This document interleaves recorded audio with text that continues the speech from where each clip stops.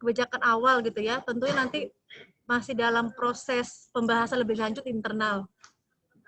Untuk sementara itu ada beberapa pertanyaan yang memang nanti akan disampaikan langsung oleh peserta, dan peserta kali ini adalah Bapak dan Ibu dari perencanaan khususnya di unit eselon 1 dan Kanwil Kementerian Agama Provinsi, Mbak. Jadi belum seluruhnya seperti PTKN belum juga diundang. Jadi yang telah kita bahas sejak kemarin terkait pertama, penyederhanaan itu bersifat pertama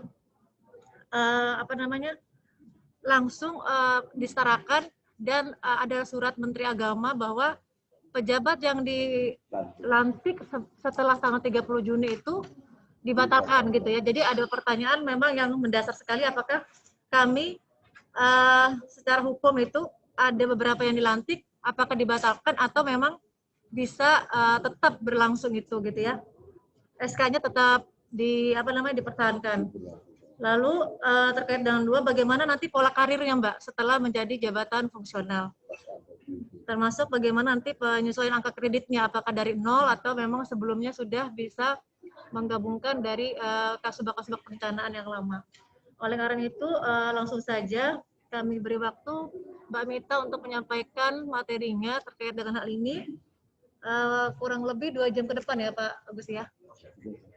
Waktu dan tempat kami mempersilakan Mbak Mita untuk menyampaikan. Boleh bagi ininya materinya di share screen, udah kohos ya? Boleh. Baik Bu, sebelumnya saya ingin tanyakan Bu terkait surat edaran 6 November itu yang dimaksud surat edaran dari mana ya Bu? Kemenpan RB terkait penyetaraan jabatan. Surat menteri maksudnya persetujuan rekomendasi? Iya. Oh, yang untuk Kemenak? Ya, ada nama-namanya. Oh iya, itu judulnya surat persetujuan penyetaraan jabatan Bu. Itu surat Menpan RB untuk Kementerian Agama. Jadi memang kami terbitkan khusus untuk Kementerian Agama nomor 708 tanggal 6 November tahun 2020. Seperti itu ya.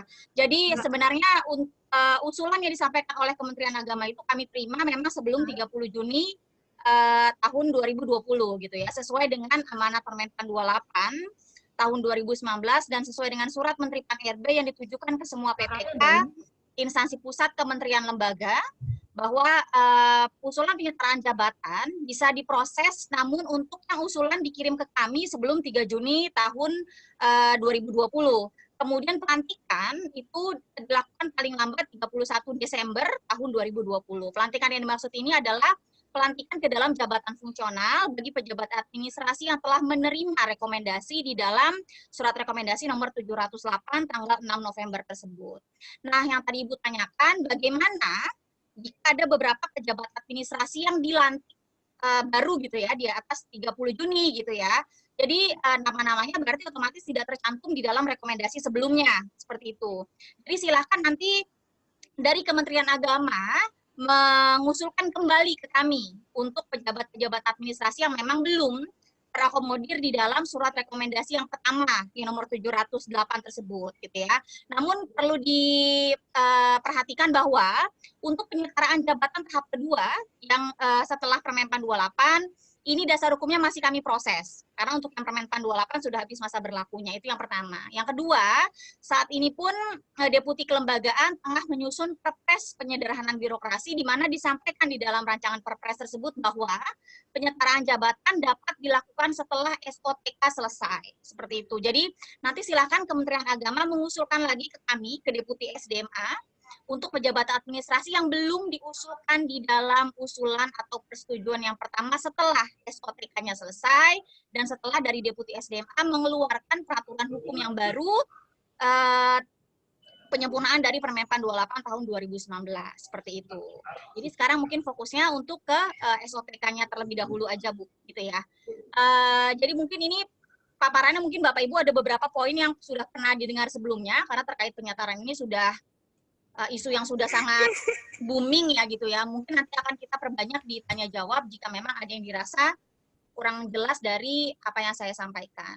Jadi untuk info saja Bapak Ibu, saat ini kementerian itu sudah mengusulkan hampir seluruhnya gitu ya. Dari total kementerian itu yang belum mengusulkan hanya ada satu kementerian, Kemenko Perekonomian. Tapi untuk semua kementerian lain itu sudah mengusulkan, dan saat ini kami sudah menyetarakan kurang lebih 36.000 jabatan administrasi ke dalam jabatan fungsional. Seperti itu. Jadi untuk penyetaraan jabatan ini sebenarnya hanya salah satu opsi. Salah satu opsi penyelamatan karir bagi pejabat administrasi yang terkena dampak penyederhanaan birokrasi. Kenapa saya sampaikan salah satu opsi? Jadi sebenarnya pejabat administrasi ini punya opsi yang lain. Opsi yang lain itu adalah opsi perpindahan maupun opsi impasi gitu ya.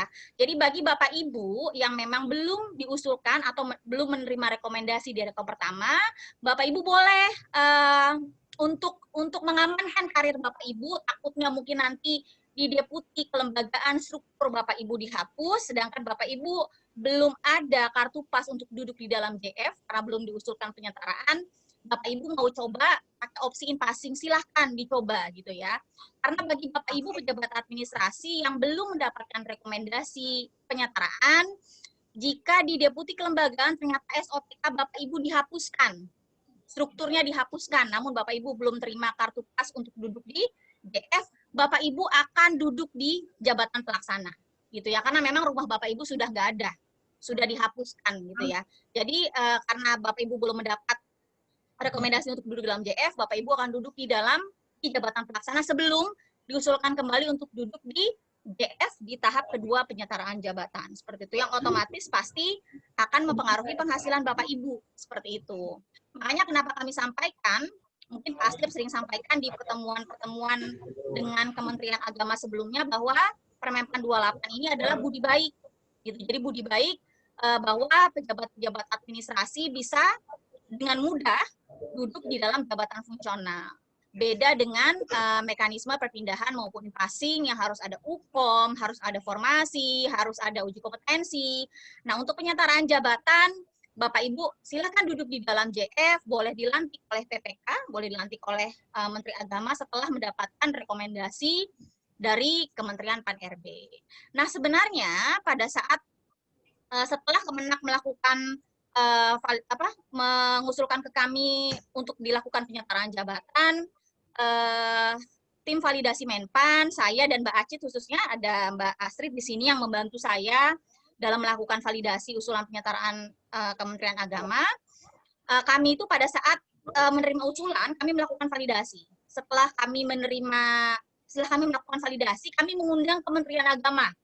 Kami mengundang Kementerian Agama dalam rapat validasi yang kebetulan khusus Kementerian Agama kami melakukan rapat validasi lebih dari sekali. Sedangkan untuk kementerian lain kami hanya sekali, langsung keluar rekom. Sedangkan untuk Kementerian Agama agak kompleks ya, selain banyak pun agak kompleks Kementerian Agama. Jadi kami melakukan rapat validasi untuk usulan Kemenak itu lebih dari sekali, 3 kali seingat saya, untuk sebelum terbit rekomendasi untuk Kementerian Agama gitu. Jadi sebenarnya Kementerian Agama itu pada saat mengusulkan ke kami itu sistemnya bisa dengan sistem proyeksi Bapak Ibu. Jadi Kementerian Agama bisa menyampaikan bahwa proyeksi SOPK ke depan itu akan seperti ini, sehingga nanti akan ada penyesuaian TUSI. Karena terkait penyetaraan jabatan, yang kami keluarkan rekomendasinya adalah kesesuaian TUSI jabatan administrasinya, gitu ya.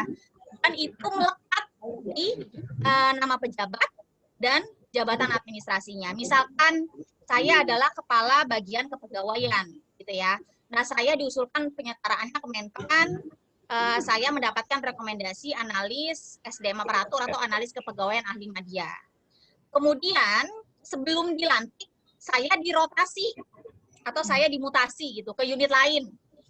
Contoh saya dipindahkan ke unit inspektorat, di mana analis kepegawaian itu tidak akan bisa mengumpulkan angka kredit di inspektorat, sehingga tidak relevan lagi kalau saya diangkat ke analis kepegawaian. Otomatis rekomendasi saya hangus. Saya sebagai kabak kepegawaian hangus rekomendasinya, yang artinya saya tidak dapat dilantik ke pada saat di kedudukan saya yang baru di inspektorat. Itu yang pertama. Yang kedua, pengganti saya, misalkan nanti Mbak Astrid menggantikan saya duduk sebagai kabak kepegawaian, Mbak Astrid tidak serta-merta mendapatkan rekomendasi saya. Jadi Mbak Astrid sebagai kabak kepegawaian dan saya sebagai jabatan administrasi baru di inspektorat itu harus diusulkan kembali ke Menpan untuk diberikan rekomendasi sesuai dengan struktur yang baru, seperti itu. Jadi sebenarnya pada saat rapat validasi, Kemenak itu bisa menyampaikan jika memang ada proyeksi SOPK atau penempatan yang bagi pejabat administrasinya yang kira-kira akan berubah atau menyesuaikan dengan proyeksi SOPK baru, seperti itu. Nah, kemudian ini juga tadi saya sudah sampaikan bahwa sesuai dengan amanat Permenpan 28 tahun 2019 dan sesuai dengan Surat Menteri nomor 314 tanggal 10 Juni 2020, bahwa proses usulan penyetaraan jabatan itu sampai dengan batas waktu 30 Juni 2020. Jadi kami hanya bisa mengeluarkan rekomendasi bagi instansi pemerintah yang memang usul ke kami sebelum 30 Juni 2020. Nah, untuk usulan yang dilakukan atau disampaikan ke kami setelah 30 Juni 2020, akan kami proses setelah SOPK-nya selesai, dan setelah dasar hukum terkait penyetaraan jabatan itu, dan setelah dasar hukum tindak lanjut Permenpan 28 tahun 2019 itu terbit yang baru, seperti itu. Jadi, Bapak Ibu yang belum diusulkan di Kementerian Agama mungkin bisa lebih berfokus ke penataan SOTK-nya dulu, seperti itu, agar bisa nanti diusulkan kembali ke kami, pejabat-pejabat administrasi yang belum diusulkan di rekom yang pertama, seperti itu.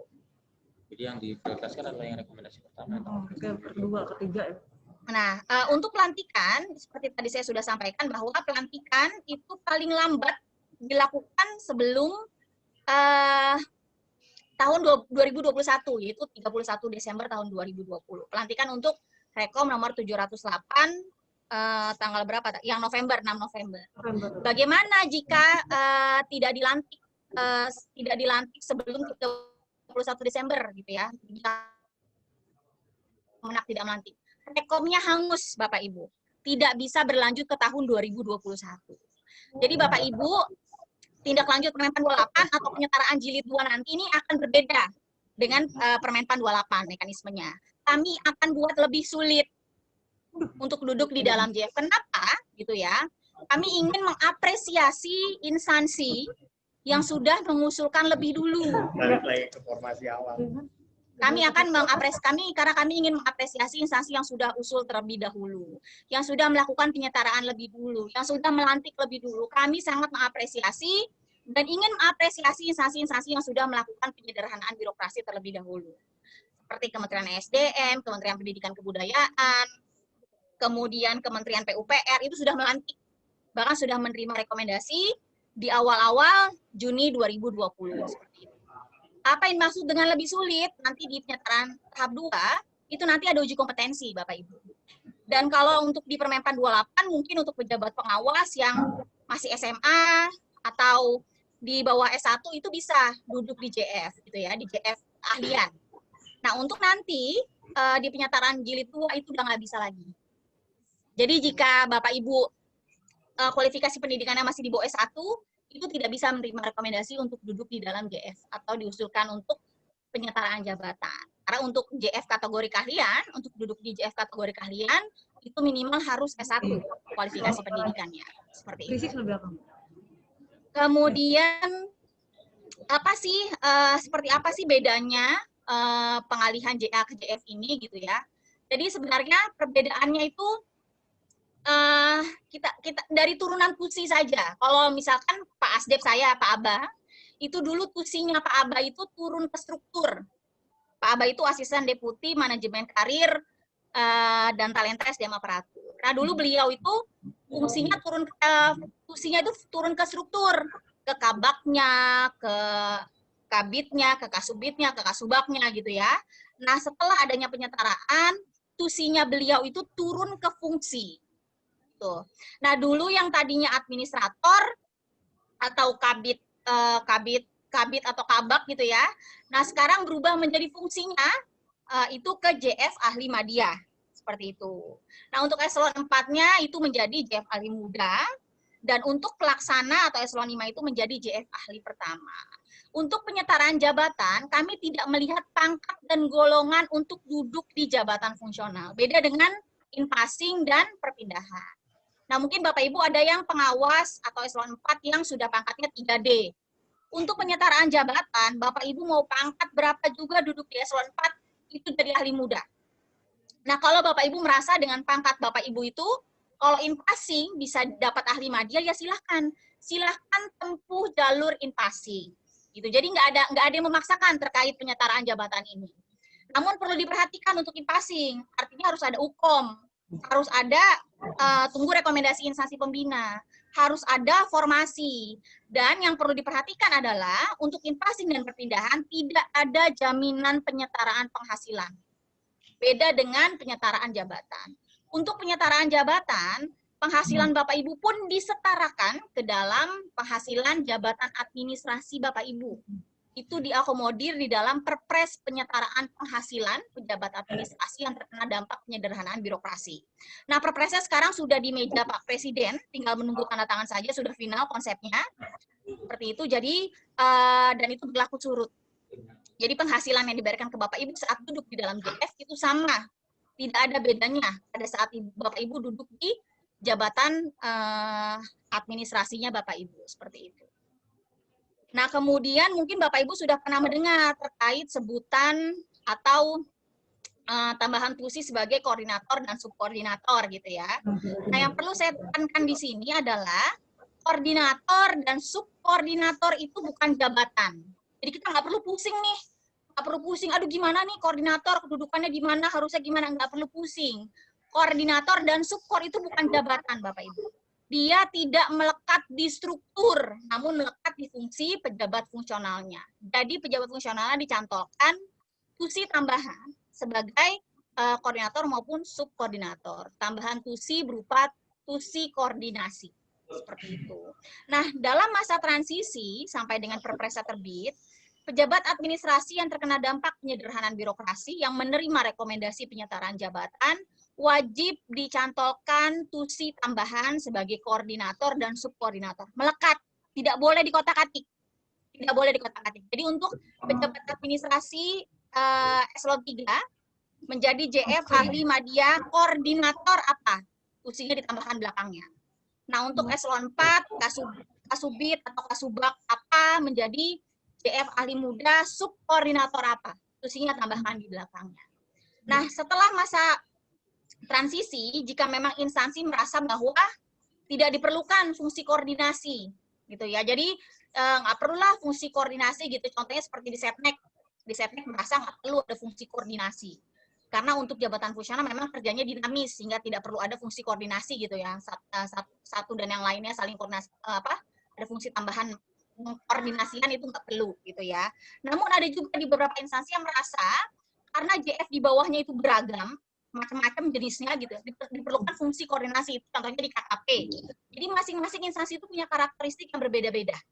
Kami tidak melakukan. Silakan nanti setelah masa transisi, instansi mengatur sendiri jumlah koordinator, subkoordinator, komposisinya seperti apa, mau dicantolkan di mana aja itu boleh sesuai dengan kebutuhan instansi. Misalkan contoh di Biro Kepegawaian ada eselon 3 tadinya 3 orang.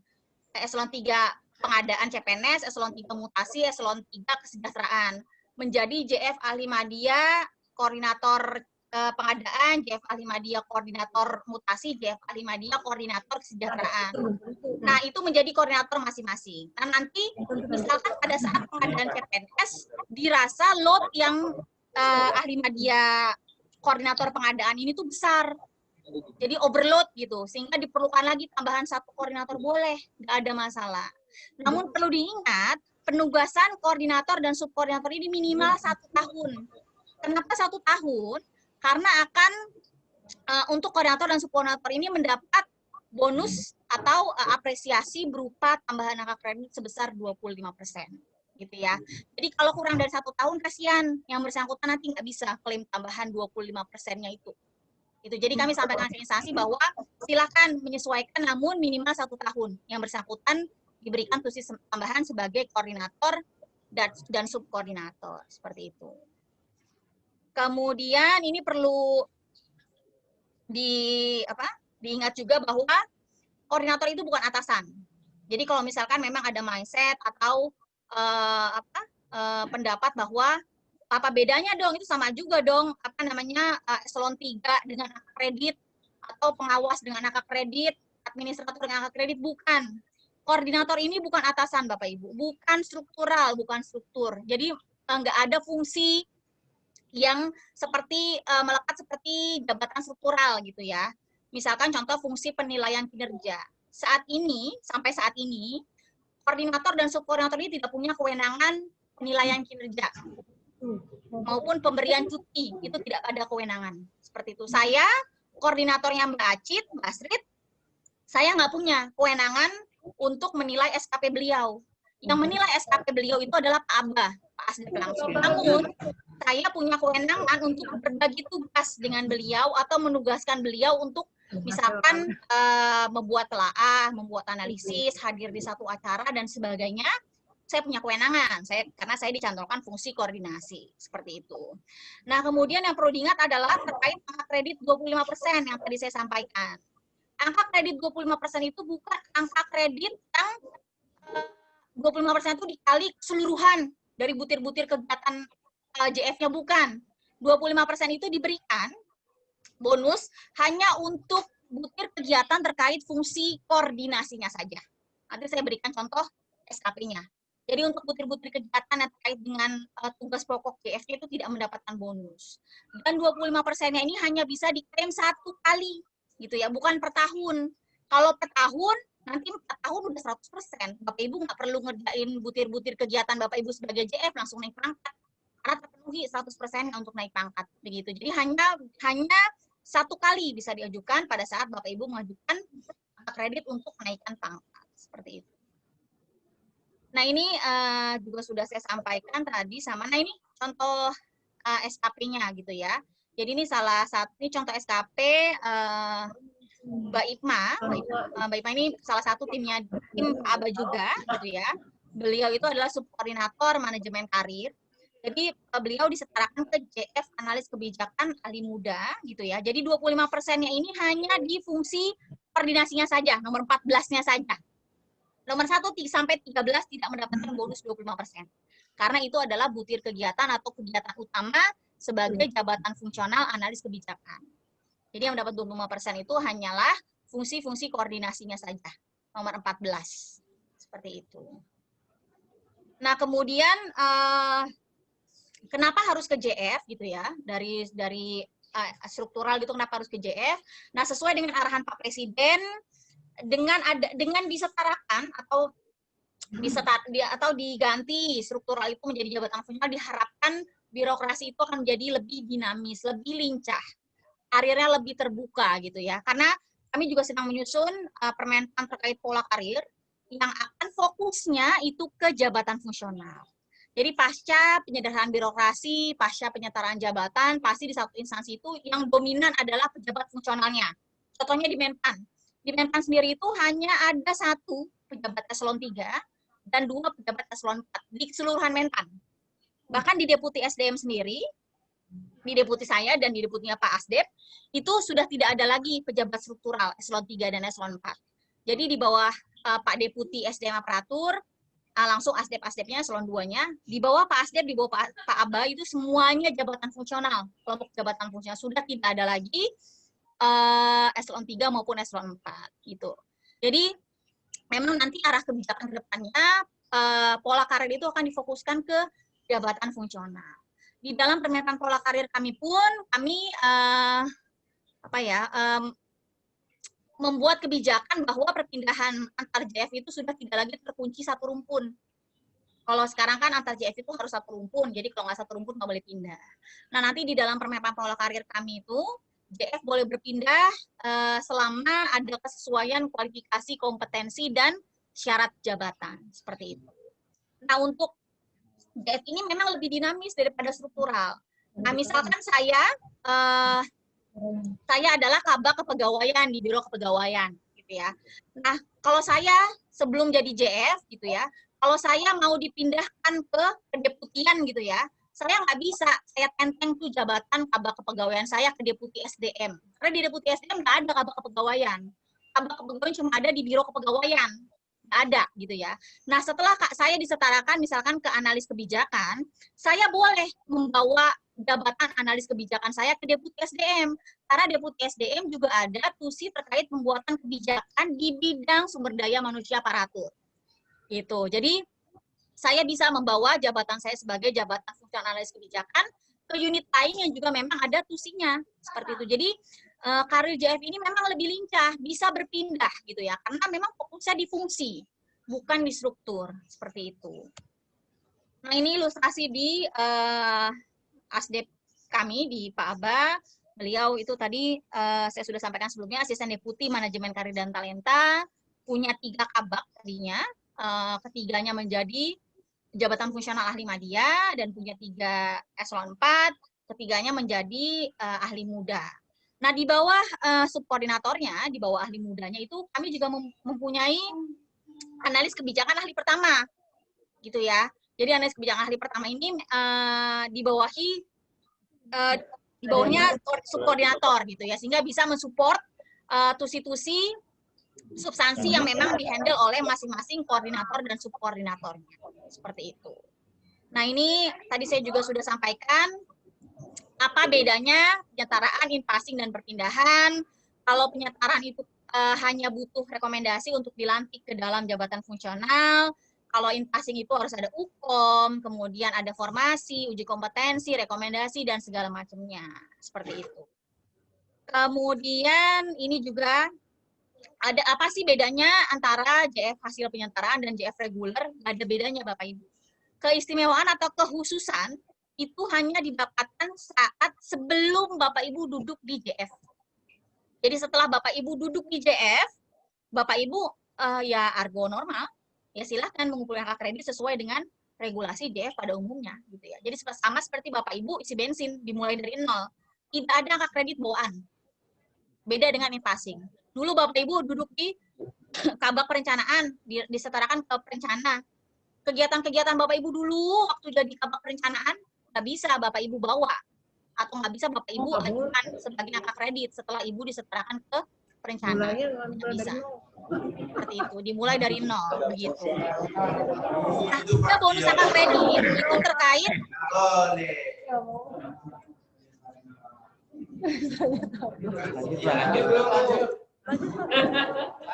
ada bonus angka kredit itu terkait lamanya duduk di dalam pangkat dan jabatan, ada di dalam Permenpan 28. Jadi untuk pejabat administrasi yang sudah 4 tahun atau lebih duduk di dalam pangkat dan jabatan, itu boleh kenaikan pangkat reguler 1 kali.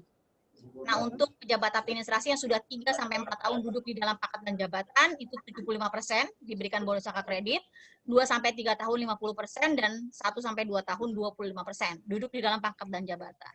Nah, terkait angka kredit ini memang masih banyak pertanyaan, karena mungkin Bapak Ibu mindset-nya masih angka kredit in-passing, sedangkan berbeda. Untuk angka kredit penyetaraan ini beda dengan angka kredit in-passing. Jadi jangan disamakan. Nanti akan saya berikan linknya untuk buku panduan teknis angka kredit. Boleh nanti Bapak Ibu baca-baca. Karena kalau terkait angka kredit ini akan sulit sekali untuk menjabarkannya satu persatu. Karena kasusnya itu sangat variatif. Karena nanti ada yang angka kreditnya terkait pangkat formatif, pangkat puncak, pangkat di bawah pangkat yang seharusnya gitu ya untuk duduk di dalam jabatan strukturalnya gitu ya. Jadi memang beda-beda nanti kasusnya. Nanti akan saya berikan link untuk buku panduannya. Bapak Ibu bisa silahkan melihat di dalam tabel yang ada, silahkan disesuaikan dengan kasus Bapak Ibu sendiri gitu ya. Sudah berapa tahun duduk dalam pangkat dan jabatan, pangkatnya berapa golongannya, apakah sesuai atau tidak gitu ya.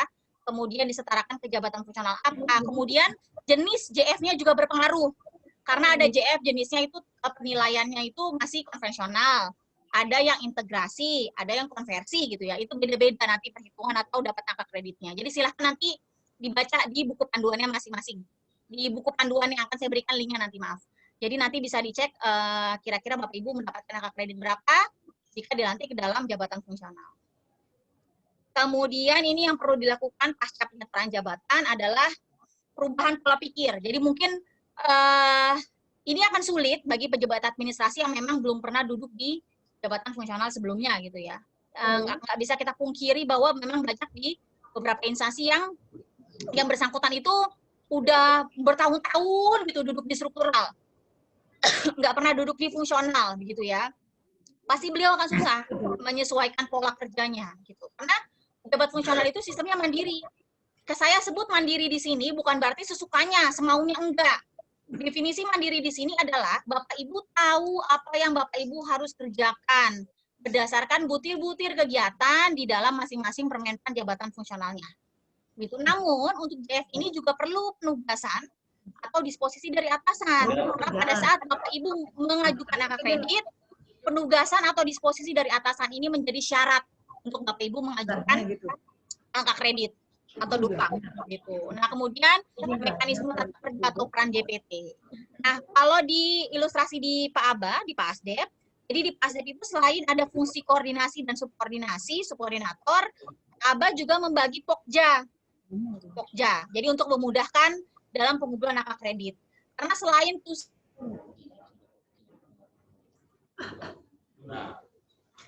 Oke, Jong. Saking semangatnya nih. Makin semangat Ibu nih. Minum dulu. Bu Mita. Habis. Ke sana nih. Kita goyang-goyang. Baterainya habis bagaimana nih dia nih? Siapa yang hapus? Mulai dari nol kita mulai nih. Klik ini kita. Mana coba ini?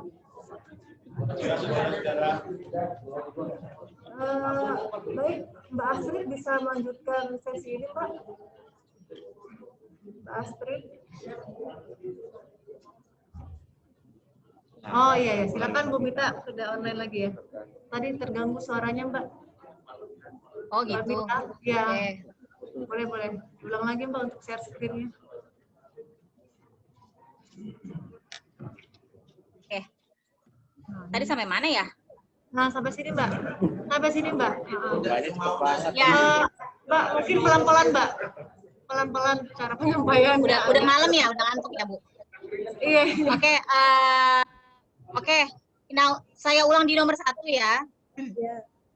Jadi ini terkait perubahan pola pikir, ini perlu disesuaikan mungkin bagi pejabat administrasi yang memang belum pernah di jabatan fungsional, gitu ya. Mungkin ada beberapa pejabat administrasi yang memang dari awal karirnya yang bersangkutan belum pernah duduk di JF, gitu. Jadi memang kita sebut apa ya seperti itu ya. Jadi perubahan pola pikir dalam melakukan pekerjaan sehari-hari itu pasti berbeda dengan JF. Nah, kalau jabatan fungsional seperti yang kita tahu itu sifatnya mandiri. Jadi kita pejabat fungsional itu tahu apa yang harus dikerjakan. Jadi mandiri ini artinya bukan suka-suka. Bukan kalau saya mau ngerjain ini terserah, ngerjain itu terserah, suka-suka, bukan. Definisi mandiri di sini adalah kita tahu apa yang harus kita kerjakan berdasarkan butir kegiatan masing-masing di dalam permenpan JF-nya. Gitu ya. Jadi tidak perlu kita kalau struktural bisa ngaso gitu, bingung mau ngapain, kalau di JF enggak. Karena kita tahu apa harus kita lakukan sesuai dengan jenjang dan butir kegiatan masing-masing jabatan fungsionalnya. Begitu. Nah, yang disebut mandiri di sini tetap harus ada bentuknya penugasan dari atasan. Karena pada saat Bapak Ibu mengajukan dupak, disposisi ataupun penugasan dari atasan itu menjadi syarat pada saat Bapak Ibu mengajukan output terkait butir kegiatan jabatan fungsional Bapak Ibu. Nah, kemudian terkait mekanisme atau tata kerja, jadi ini silakan instansi nanti menyesuaikan. Kira-kira penugasannya seperti apa, pola kerjanya seperti apa, untuk masing-masing instansi karakteristiknya berbeda-beda. Nah, di Pak Aba sendiri, beliau itu selain memegang substansi manajemen karir, manajemen talenta, dan pengembangan kompetensi, ada beberapa substansi yang memang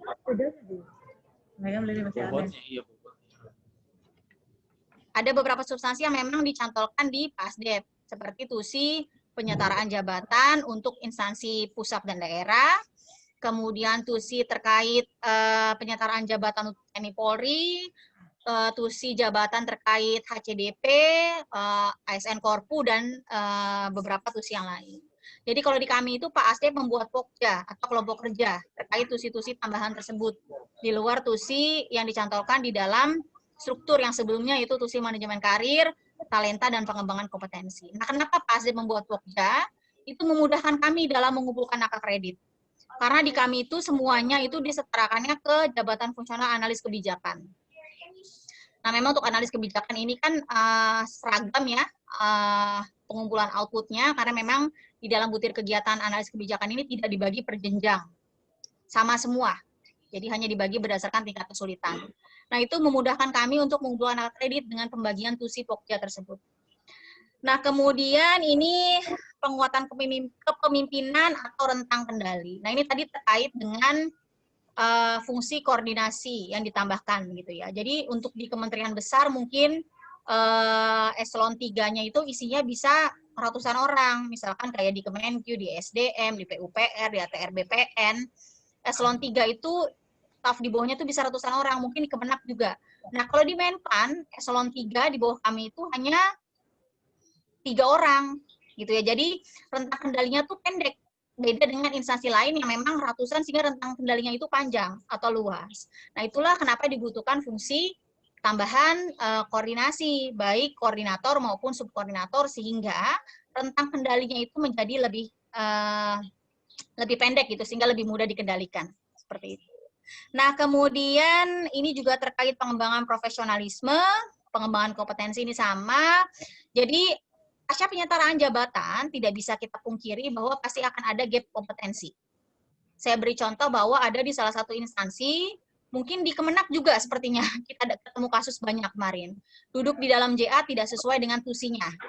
Gitu ya, ada di Kemenak itu duduk di bagian IT, tapi jurusannya sarjana agama. Sarjana, dakwah, tilawah, dan segala macamnya. Sedangkan kalau kami keluarkan rekom, itu harus ke Pranata Komputer. Bagaimana yang bersangkutan bisa mengerjakan tusi Pranata Komputer jika latar belakang pendidikannya adalah sarjana pendidikan. Gitu ya. Masa iya pas kita suruh yang bersangkutan nyusun sistem komputer atau IT yang bersangkutan dakwah, kan nggak mungkin. Gitu ya. Jadi kami jadi kami nggak serta-merta langsung mengeluarkan rekomendasi terkait dengan tusi JA-nya saja, namun pada saat rapat validasi kami juga meminta pertimbangan dari Kemenak, apakah memungkinkan dengan kualifikasi pendidikan yang bersangkutan duduk di jabatan fungsional sesuai dengan tusi JA-nya, seperti itu. Dan memang kemarin banyak banget di Kemenak itu kasus JF Pranata Komputer, itu banyak sekali, jumlahnya ratusan. Jadi sempat kami sesuaikan juga sebelum keluarnya rekomendasi. Kemudian penataan formasi, jadi instansi silahkan melakukan pemetaan kembali terkait formasi, karena pasti pasca penyetaraan itu tadinya mungkin nggak bisa ada perencana ahli media di satu unit, karena penyetaraan akhirnya ada JF ahli media, perencana JF ahli media gitu ya. Pasca penyetaraan instansi silahkan menyesuaikan kembali formasi atau penyebaran jabatan fungsionalnya, seperti itu. Kemudian disampaikan ke instansi pembina, perjenjangnya, jumlahnya seperti apa, agar instansi pembina bisa melakukan kewenangannya untuk melakukan pengembangan kompetensi bagi masing-masing pejabat administrasinya. Nah, ini juga tadi saya sudah sampaikan terkait pengangkatan ke JF, ini tugas tusi instansi pembina ini, jadi memetakan kembali jumlah jabatan fungsional yang tersebar pasca penyetaraan. Nah, ini poin nomor 3, penilaian kinerja. Jadi saat ini kami sedang dalam pembahasan dengan BKN terkait dengan penilaian kinerja, karena sesuai dengan amanat PP 30, penilaian kinerja, pejabat penilaian kinerja ini bisa dilakukan untuk pejabat yang diberikan pendelegasian kewenangan, gitu ya. Jadi kami sedang mencoba mendefinisikan apakah yang disebut dengan pendelegasian wewenang ini bisa koordinator maupun subkoordinator. Jadi kami sedang menyusun kebijakan bahwa nanti koordinator dan subkor ini bisa melakukan penilaian kinerja. Ini sedang kami susun kebijakannya dengan BKN. Nah, ini juga sudah saya sampaikan tadi, penilaian kerja. Nah, ini yang sedang kami susun aturannya. Jadi saat ini kami sedang melakukan penyusunan kebijakan tindak lanjut dari Permenpan 28, gitu ya, terkait penyetaraan jabatan yang akan menaungi sebagai dasar hukum untuk bapak-bapak dan ibu-ibu pejabat administrasi yang belum diusulkan ke dalam jabatan fungsional di rekom pertama, kemudian untuk instansi pemerintah daerah juga yang memang sampai saat ini belum ada yang keluar rekomendasinya. Kemudian ini juga tadi saya sudah sampaikan, perpres terkait penyetaraan atau penyelarasan penghasilan JF, ini sudah di meja Pak Presiden untuk ditandatangani perpresnya. Kemudian rancangan kebijakan pengaturan pengembangan karir, ini permen bentuknya, Permenpan pedoman pola karir, ini sudah harmonisasi di Kumham. kemudian rancangan kebijakan pengaturan penilaian kinerja. Ini juga terkait tata cara penugasan, ketika permen juga, tata cara penugasan JPT kejabatan fungsional. Ini sedang kami rumuskan dengan deputi kelembagaan. Dan sebenarnya ada satu lagi yaitu Perpres penyederhanaan birokrasi. Ini nanti di deputi kelembagaan. Yang tadi saya sudah sampaikan bahwa untuk penyetaraan jabatan bisa diusulkan setelah SOTK-nya selesai. Seperti yang saya sampaikan sebelumnya. Ya, mungkin dari saya itu aja Bapak Ibu. Terima kasih. Assalamualaikum warahmatullahi wabarakatuh. Baik, Mbak Mita, telah banyak tadi yang disampaikan terkait dengan jabatan fungsional yang diserahkan dari administrasi.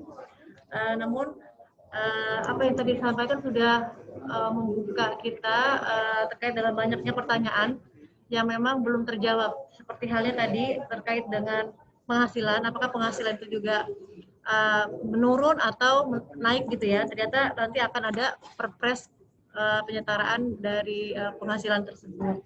Lalu terkait dengan pola karir, bahwa berbeda antara jabatan fungsional dengan jabatan administrasi, dan jabatan fungsional tidak bisa menandatangani SKP ya Mbak ya, kecuali ada pendelegasian wewenang gitu ya. Dan itu masih diatur oleh Kemenpan RB selanjutnya. Lalu harus adanya Pokja ya. Pokja di jabatan fungsional. Itu ilustrasi di kami aja sih, Bu. Nanti silakan di masing-masing instansi bisa mengatur sendiri sesuai dengan karakteristiknya masing-masing. Oh iya, saat ini sudah ada di perencanaan namanya Pokjanas, Bu. Pokjanas sudah terbentuk sejak tahun berapa, Pak? Pokjanas terbentuk tahun 2018. Jadi sudah mulai untuk membentuk dia. Lalu tadi ada ini Mbak, pernyataan sedikit terkait dengan angka kredit. Tadi berbeda angka kredit tentang penyetaraan jabatan dengan angka kredit in passing. Itu maksudnya jumlahnya atau bobot angka kredit atau apa ya? Seperti itu. Nanti mungkin banyak pertanyaan yang akan disampaikan oleh Bapak dan Ibu peserta. Kami buka sesi pertanyaan pertama, termin pertama dari Pak Sugio dari Kanwil Kementerian Agama Provinsi Jawa Timur. Silakan Pak Sugio.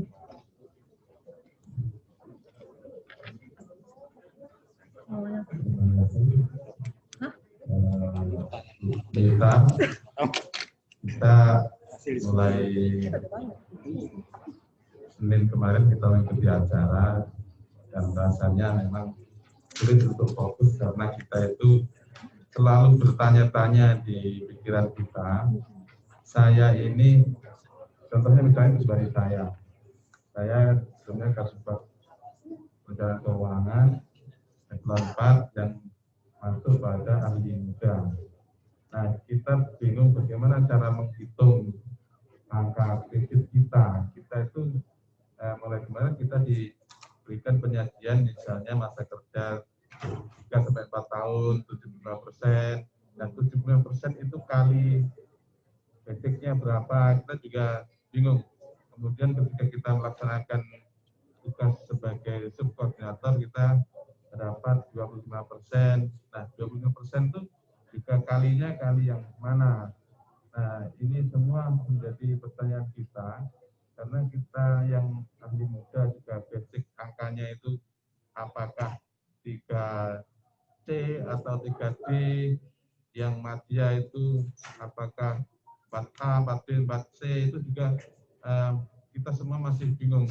Dan mungkin ada sebuah simulasi yang sederhana, yang artinya sebelum pengembangan pokok misalnya, pokoknya itu kita itu angkanya dapat berapa, kemudian kalau diambil contoh misalnya masa kerjanya 3-4 tahun, hitungannya itu seperti apa, dan nanti kami mungkin bisa ada gambaran untuk menghitung. Ini sepertinya buta sama sekali begitu. Oke, terima kasih Bu Mita. Baik. Baik. Ya, baik. Baik, terima kasih Pak. Sepertinya tadi saya sudah berikan contoh SKP untuk yang 25% koordinator ya Pak. Jadi kalau di Menpan sendiri Pak, terkait koordinator dan supor itu nggak bunyi di SK Pak. Jadi kami nanti ST sistemnya. Jadi koordinator dan supor ini kan memang bukan jabatan ya, karena hanya fungsi tambahan tusi aja. Jadi kami selalu sampaikan ke instansi bahwa baiknya dicantolkan atau dicantumkan di ST sehingga lebih dinamis. Jadi kalau misalkan nanti ada pergantian, orang yang mutasi ataupun rotasi, tinggal ganti ST yang baru sehingga menugaskan menunjuk koordinator yang baru atau subkoordinator yang baru. Jadi nggak perlu tanda tangan SK lagi oleh IYB-nya gitu ya, oleh PPK-nya gitu nggak perlu. Jadi tetap nanti penugasannya dari bisa dari eselon 2-nya langsung, kalau saya bisa dari Pak Aba. Nah, kalau di kementerian besar itu nanti silahkan sistematikanya seperti apa. Mau eselon pejabat langsungnya, struktural langsungnya, atau eselon 2-nya, atau sesdijennya, cuma dilaporkan ke pegawaian gitu ya, silahkan nanti sistematikanya seperti apa yang memudahkan. Kalau di Menpan kan kecil ya, orangnya cuma sedikit gitu, beda dengan Kemenak. Jadi kalau di kami itu nanti surat tugasnya itu yang tanda tangan adalah Pak Sesmen selaku PYB seperti itu. Namun kan kalau di Kemenak jika ditarik semua ke PYB kan pasti repot karena kan banyak banget jumlah PNS di Kemenak, beda dengan di Menpan yang hanya cuma 400 orang seperti itu. Nah, tadi saya sampaikan bedanya angka kredit passing sama penyetaraan. Kalau penyetaraan ini angka kreditnya itu fokus ke jenjangnya, Pak, bukan ke golongan ruang. Kami ada buku panduannya, Pak. Nanti silakan dilihat karena seperti tadi saya sampaikan, kalau kita bahas angka kredit itu variatif banget kasusnya. Jadi tiap orang itu pasti beda gitu ya. Karena untuk angka kredit penyetaraan itu kriterianya macam-macam. Ada yang pangkat normatif lebih dari 4 tahun, sesuai dengan pangkat normatif, pangkat kurang 1 tahun, pangkat di atas jenjang jabatan atau pangkat puncak, serta pangkat di bawah jenjang jabatan. Nah, nanti itu berbeda lagi JF-nya. Ada JF yang konvensional, JF yang integrasi, JF yang konversi gitu ya. Jadi nanti dia bercabang-cabang gitu. Nah, untuk memudahkan nanti silahkan saya berikan link buku panduannya, dilihat dulu kasusnya Bapak nanti kira-kira itu kemana, Bapak disetarakan ke JF apa, nanti dilihat lagi di permennya, JF-nya Bapak ini, JF penilaiannya itu sistemnya konvensional kah, integrasi kah, konversi kah, gitu, dilihat lebih dulu. Sehingga nanti bisa ditemukan gitu kan. Nanti di dalam buku panduannya itu dapat tabel gitu kok Pak, udah tabel. Jadi sudah simulasi. Jadi Bapak nanti silakan lihat. Nih seperti ini nih, saya berikan contoh nih. Jadi nggak usah pusing Pak, nih kayak gini. Nah, nanti silakan dilihat. Nah, ini misalkan normatif 4 tahun, ini untuk yang konvensional, untuk yang konversi gitu ya. Kalau saya jelaskan satu persatu, tiap orang kasusnya berbeda-beda. Karena masing-masing JF itu beda. Orangnya pun beda. Pangkat jabatannya apakah sesuai, apakah di pangkat puncak, ataukah di bawah pangkat puncak, normatif atau enggak gitu. Jadi beda-beda. Nah, ini nanti ada link buku panduannya nanti saya kasih Pak. Nanti bentuknya sudah tabel. Nanti Bapak silakan cari. Bapak nanti masuk ke kriteria pangkat normatif lebih dari 4 tahun atau sesuai dengan pangkat sesuai pangkatnya sehingga masuk ke pangkat normatif, pangkat kurang setahun, pangkat di atas jenjang atau pangkat puncak atau di bawah jenjang. Itu nanti tabelnya beda-beda. Nah, Bapak lihat lagi JF-nya. JF-nya Bapak itu penilaian kinerjanya tuh gimana? Konvensional kah? Konversi kah? Integrasi kah? Beda lagi nanti tabelnya. Nanti silakan, itu ada tabelnya, ada banyak banget Pak di dalam buku petunjuk teknisnya. Nanti saya share linknya. Silakan nanti dilihat dulu. Jika misalkan memang masih bingung, dikontak aja panitia agar nanti panitia WhatsApp saya biar saya bisa hitungin angka kreditnya. Cuma jangan semuanya jadi bingung. Nanti kalau saya kasih opsi gitu semuanya jadi bingung. Jadi semuanya langsung nanya, nggak mau melihat. Biasanya kan gitu ya. Gitu. Di bukunya itu ada kamusnya Bu ya. Karena kita tidak tahu konversi, integrasi. Ada Pak di masing-masing permen JF-nya Pak. Ada. Bapak disetarakannya ke JF apa? Belum ada permen JF. Perencanaan. Nah, di perencana nanti lihat di JF di Permenpan jabatan fungsional perencana itu ada Pak. Penilaian angka kreditnya itu dengan mekanisme apa? Itu tercantum. Dibuka nanti Permenpan JF perencana. Sepengetahuan saya perencana itu masih konvensional ya. Tapi nanti boleh dicek kembali untuk memastikan. Oke, nanti kami di Permenpan JF-nya ya. Ketua saya nanti agar yang kurang jelas dikomunikasikan biar kemudian ya ada ketua Pokjana saya ini yang nanti bisa mewakili dengan kita ini yang masih bingung, nanti akan kita diskusikan biar ditanyakan ke Ibu atau bagian bawahan Ibu. Terima kasih. Iya, karena untuk angka kredit untuk penyetaraan jabatan itu harus dimention di SK Pak. Jadi nanti SK pengangkatan Bapak ke JF itu mencantumkan bonus angka kreditnya Bapak. Itu jadi nanti Biro Kepegawaian itu jangan sampai salah. Karena nanti bunyinya atau kecantol di SK.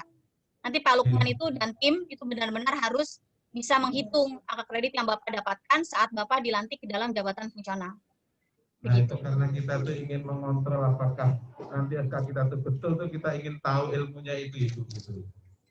Ya, nanti saya kasih linknya, buku panduannya. Silahkan dipelajari lebih dulu, dilihat Permenpan JF Perencana, kemudian disesuaikan dengan kasusnya Bapak, jenjang jabatannya Bapak, gitu ya. Pangkatnya Bapak, nanti dilihat di dalam tabelnya. Dicoba dipelajari lebih dulu. Kalau memang masih kurang memahami, nanti boleh ditanyakan, Pak. Nanti silakan sampaikan ke panitia, agar panitia sampaikan ke kami. Nanti tanyanya ke Ibu apa ada bagian yang memang menerima konsultasi ini? Kami sebenarnya tidak menerima konsultasi ya Pak. Jadi kalau maksudnya tidak menerima konsultasi langsung dari instansi gitu loh. Karena pusing juga. Karena kan ini sebenarnya tugasnya tugas kepegawaian. Karena ini sebenarnya tugasnya Pak Lukman. Gitu ya, bukan tugasnya Menpan gitu ya, untuk menghitung masing-masing angka kredit pegawainya. Gitu ya. Jadi jika misalkan kami disuruh satu-satu gitu ngitung punya kemenang, kami modar juga Pak. Kami cuma berlima timnya. Kalau ngitung ribuan gitu pusing juga gitu ya. Gitu. Jadi nanti mungkin 1-2 kasus. Boleh, silakan nanti sampaikan ke panitia aja. Ketua kami nasional nanti hanya 1 orang yang berkomunikasi. Oke Pak. Terima kasih Ibu. Ya. Nanti setelah ini mungkin tidak akan diundang Bu terkait dengan itu ya angka kredit ya, supaya Bapak dan Ibu nanti. Kalau dari kepegawaian sendiri udah sosialisasi belum sih Bu? Kalau untuk angka kredit penyetaran ini? Belum Bu, belum. Jadi seharusnya tugas kepegawaian ya Bu? iya. Karena kan nanti kepegawaian yang nyusun SK-nya. Iya betul. Jadi belum ada sosialisasi, belum ada SOTK baru. Jadi kami semua masih bertanya-tanya, sehingga perlu ini nanti pendampingan dari Bu Mita. Jadi kalau Bu Mita diundang lagi, mohon nanti bisa mengarahkan kami bagaimana cara menghitung angka kredit yang konvensional tadi ya. Selanjutnya Bu, ada pertanyaan lagi dari Biro Perencanaan, dari Mas Supriyadi, silakan. Ya, Bapak bisa nggak kelihatan Mbak Mita ya? Suaranya kedengaran nggak? Ada sih kursi panas di sini, kursi panas. Kursi panas di sini. Kursi panas. Ya. Terima kasih Mbak Mita atas kesempatannya. Satu hal mendasar yang saya tanyakan pertama adalah ketika ada penyetaraan jabatan ini, tidak ada 2 besar yang saya dapat. Yang pertama, penyetaraannya diterima. Yang kedua, penyetaraannya tidak diterima. Itu yang paling mendasar. Terus terang saja, selama ini ketika kami mengajukan itu, ekspektasinya sih semua diterima. Gitu. Tapi pada ujungnya kenapa ada yang tidak diterima dan sementara ada yang diterima? Alasannya apa? Terus yang keduanya, pada saat teman-teman yang tidak diterima tadi, dalam artian saat ini masih menduduki jabatan ya, baik sebagai tidak diusulkan ya.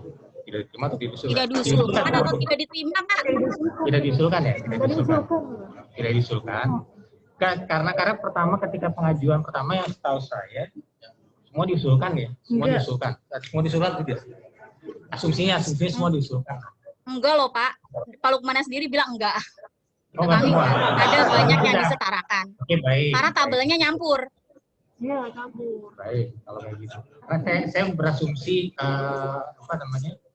mungkin ada yang diusulkan, ada yang tidak diusulkan ya. Baik.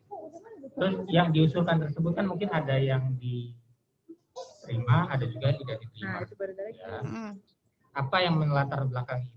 Terus yang keduanya, bagi kami yang saat ini masih menjabat, ya artinya tidak disetarakan menjadi jabatan fungsional tertentu. Tadi dikatakan oleh Mbak Mita akan ada tahap kedua, walaupun lewat UPOM. Nah, transisi antara tahap kedua dengan UPOM tadi ada menunggu SOTK. Ya? Nah, pada saat memposisikan di situ, kami berada di posisi mana?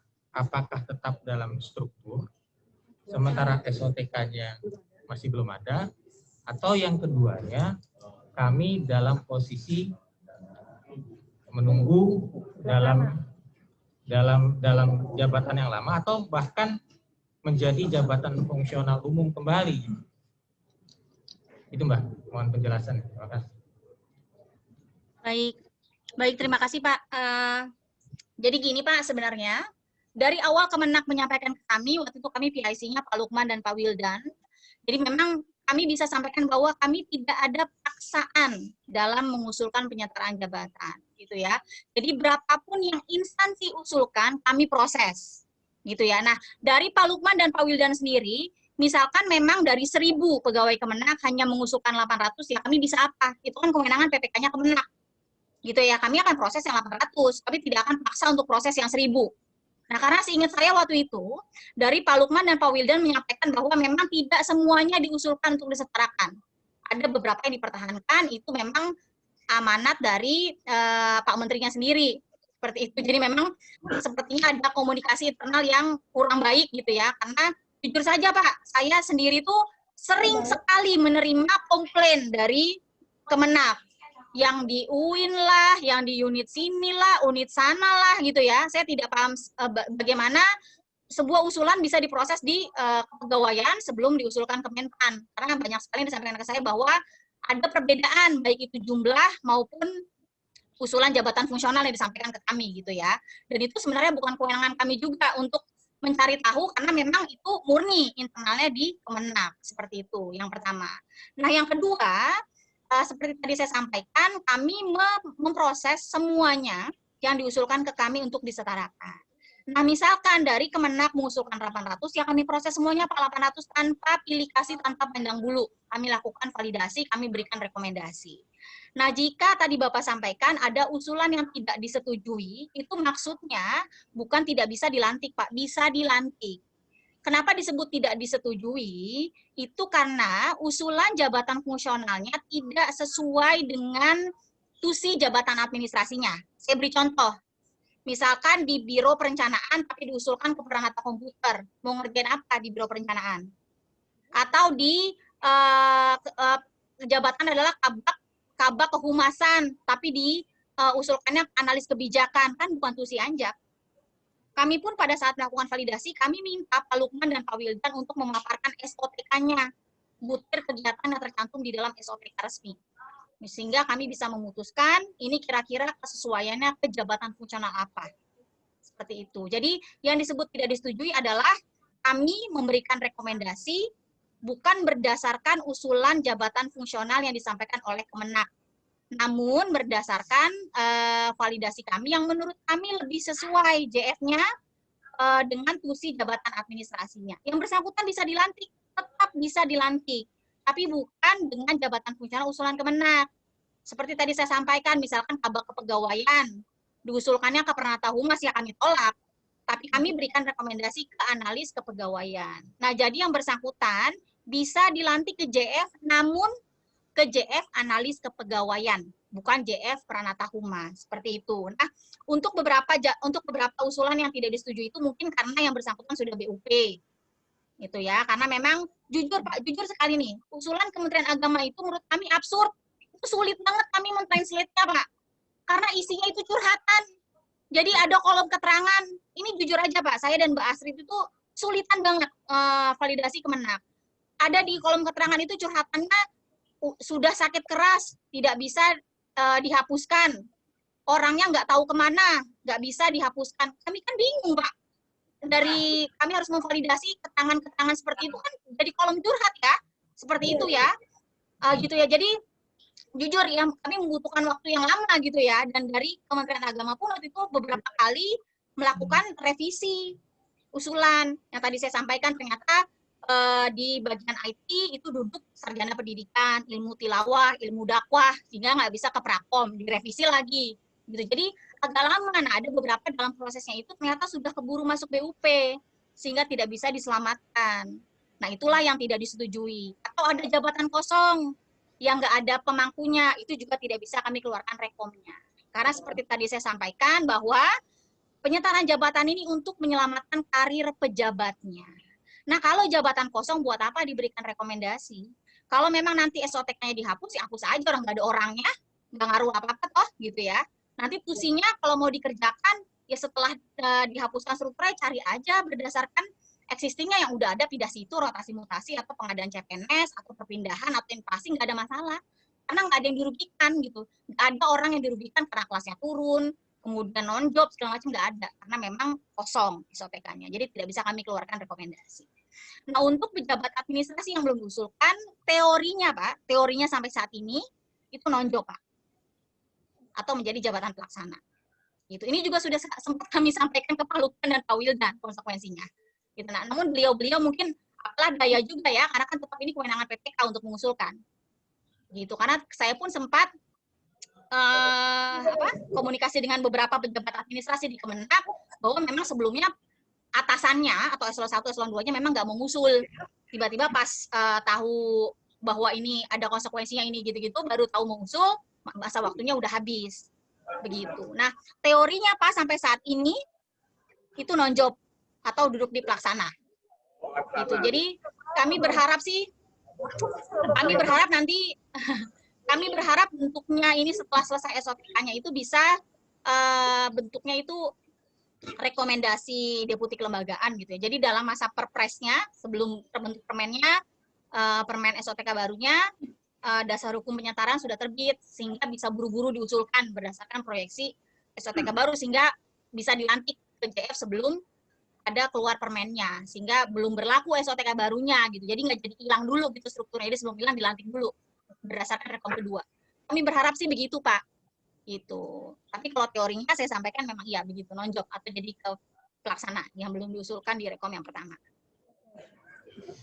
Oke. Clear. Artinya clear ya, yang nggak diusulkan berarti non-job gitu ya. Saya ya udah nggak apa-apa. Curhat berarti ini curhat. Semakin jelas ya.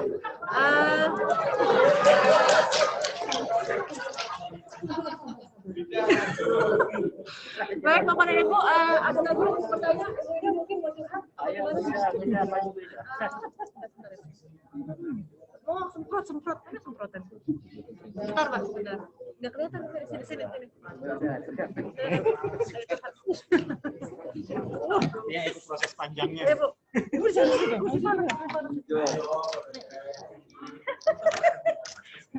Ya, terima kasih Bu. Menarik yang disampaikan tadi. Yang pertama, tadi mungkin dari masalah itu ya, masalah koordinator ya. Koordinator itu kan tadi boleh ditambah. Bagaimana rasionya ya? Pakainya ukuran bagaimana gitu? Rasio atau pakai anis kebijakan anjak dan yang lain. Jadi karena apa namanya? Kalau bisa ditambah apakah tidak bisa dikurangkan gitu. Jadi ini artinya kan sama ya. Yang menjabat jabatan sebelumnya belum disetarakan itu berarti plek dia tugasnya. Gitu Bu ya. Jadi biar kami menyimpulkan, ini kan sudah akan penutupan nih. Biar kami menyimpulkan yang mudah bahwa yang disetarakan jabatan fungsional berarti menjadi koordinator dan subkon. Yang kedua, tadi kami ini ada paket hemat Bu. Kami itu termasuk kelompok di PAHE 1 yang tidak termasuk disetarakan dan diusulkan. Tapi di rekom kelembagaan udah keluar Bu? Rekom SOTK-nya udah keluar? Tadi malam kami tanya ke BKN sebagai yang awal ASN kita, bagaimana kalau ada komentar tadi Bu, semacam non-job dan sebagainya. Kata beliau tidak ada.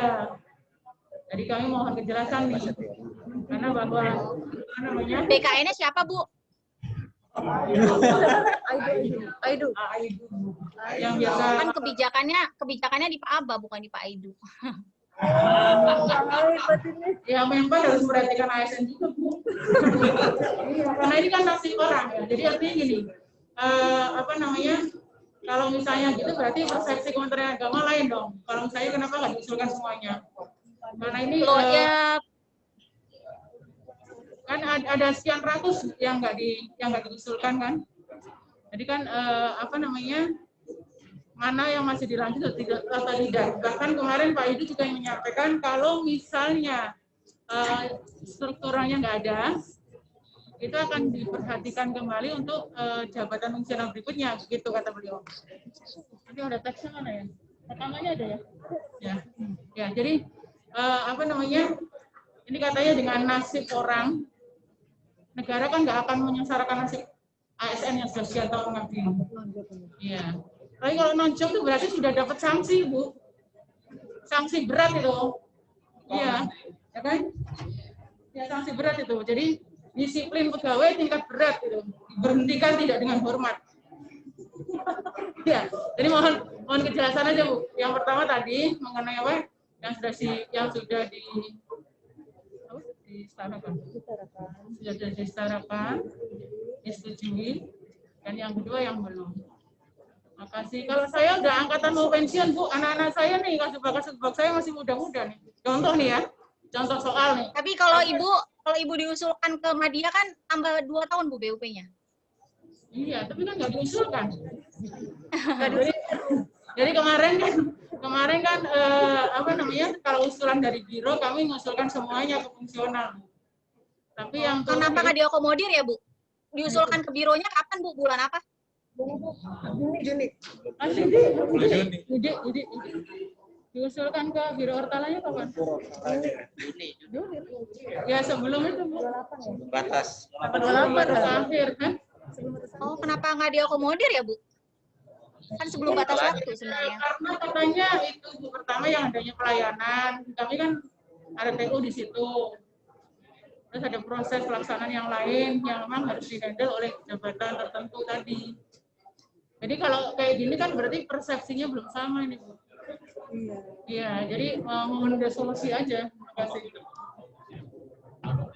Kan Bu Gita untuk ditanggapi. Dinamikanya kayak gini.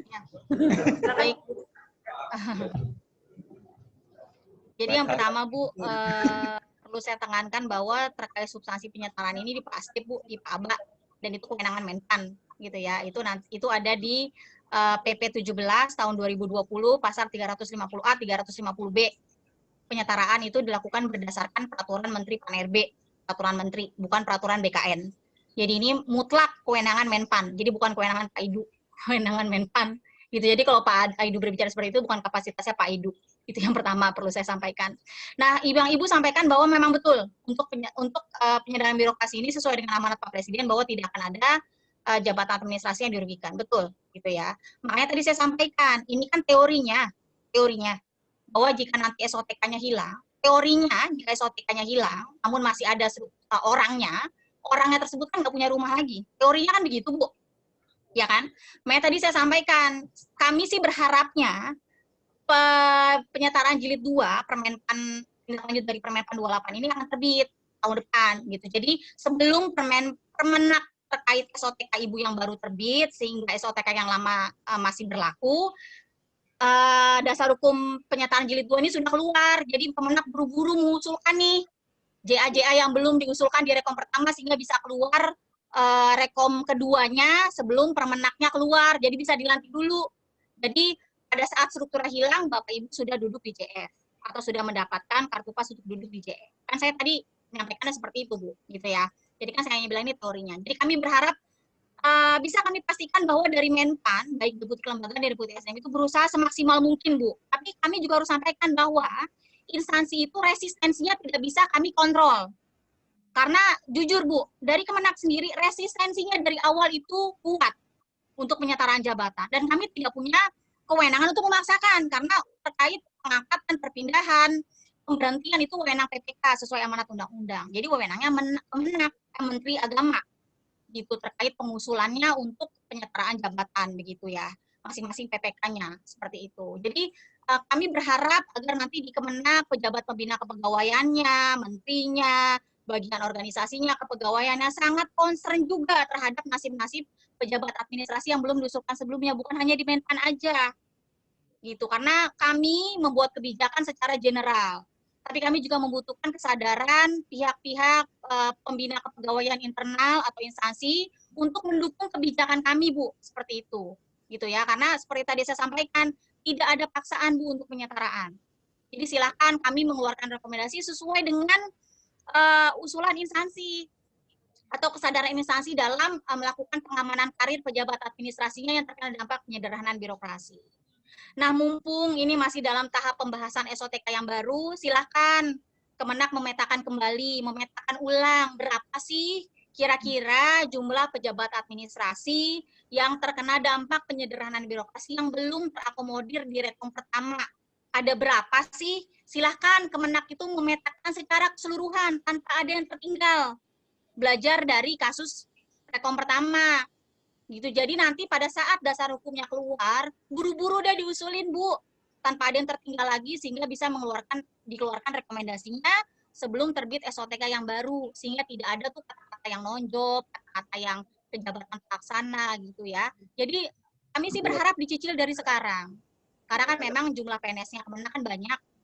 Itu ya, dicicil dari sekarang. Yang belum diusulkan itu berapa orang, yang kira-kira akan dihapus berapa orang, yang kira-kira disetujui untuk dipertahankan itu berapa orang gitu ya. Sehingga bisa segera diusulkan ke kami saat dasar hukum penyetaraan jilid 2-nya tuh terbit. Seperti itu. Nah, kemudian terkait koordinator dan subkoordinator itu boleh berkurang, boleh bertambah setelah masa transisi, setelah Perpres tentang penyetaraan penghasilannya terbit. Gitu ya. Kalau Menpan nih contoh kami disetarakan bulan April 2020. Nah, nanti insya Allah Perpresnya terbit misalkan Desember 2020 gitu ya. Nanti setelah terbit Perpres saya boleh diganti. Misalkan Abang nggak mau ada lagi nih koordinator support karena cuma sedikit rentang kendalinya pendek gitu ya, nggak mau ada fungsi koordinasi. Yang nggak masalah juga, suka-suka Pak Abah, Bu.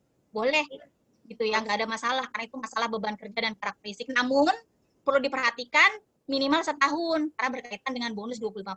Nah, nanti mungkin Pak Abah boleh ganti-ganti lagi, kotak-atik lagi setelah April 2021. Begitu. Nah, nanti Kemenak juga boleh gitu, silakan. Misalkan dirasa ada beban kerja yang tambah di sini, boleh ditambah fungsi koordinasinya. Ada beban kerja yang berkurang di sana, dikurangin fungsi koordinasi. Boleh, nggak ada masalah. Silakan tentukan sendiri, bebas, Bu, mekanisme penugasannya seperti apa. Sesuai dengan beban kerja dan karakteristik masing-masing instansi. Begitu. Balik lagi ke Otala.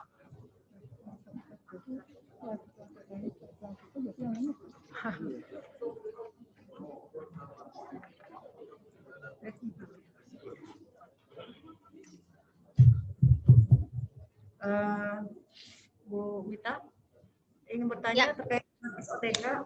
Jadi SOTK ini akan ada setelah adanya Permenpan yang baru jilid kedua atau sebelumnya ya? Artinya enggak, Bu. Jadi ini paralel, Bu. Paralel.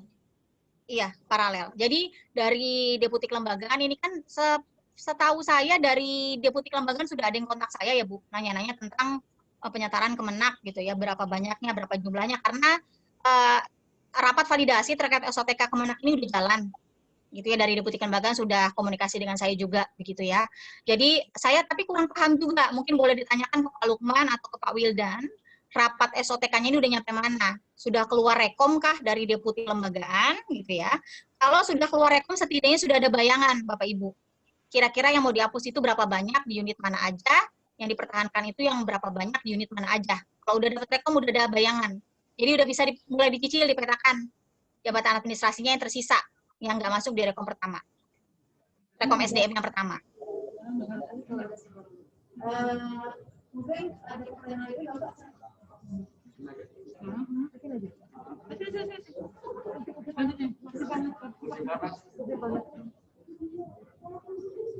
Beneran kayaknya. Alhamdulillah.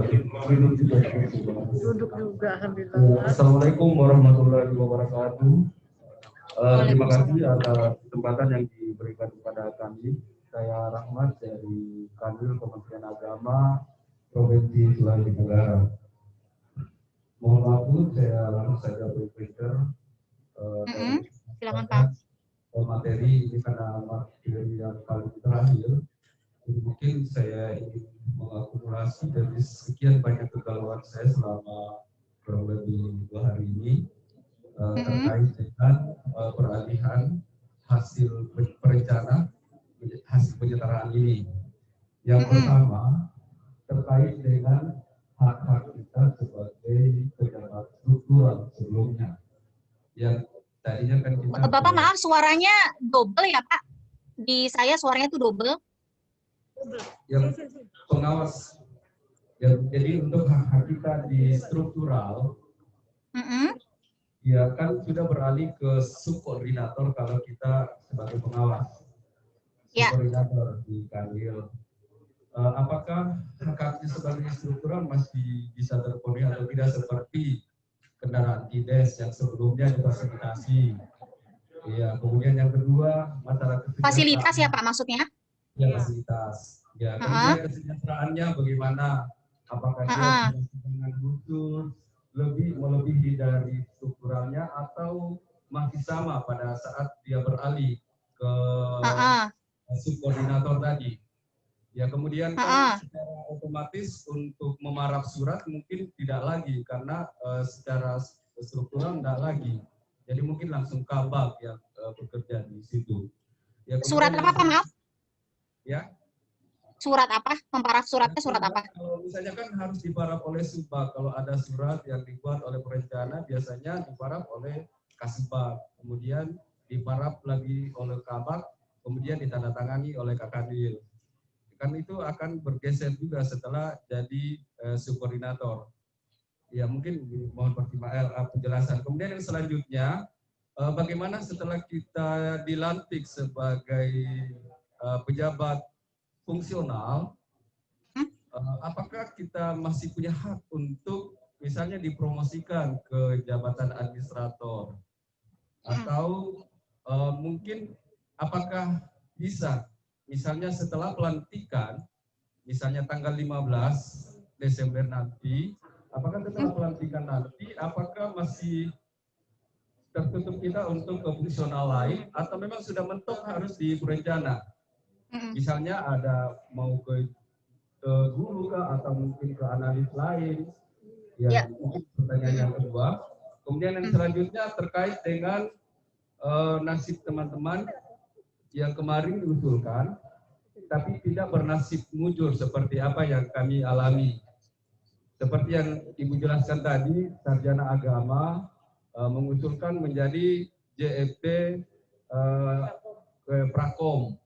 Kemarin ditolak. Nah, kemudian di situ kan ada rekomendasinya. Rekomendasinya ada yang ke Penghulu, kemudian ada juga ke Penghulu enggak, Pak? Enggak. Ke Penyuluh atau Penghulu ya? Penyuluh. Oh.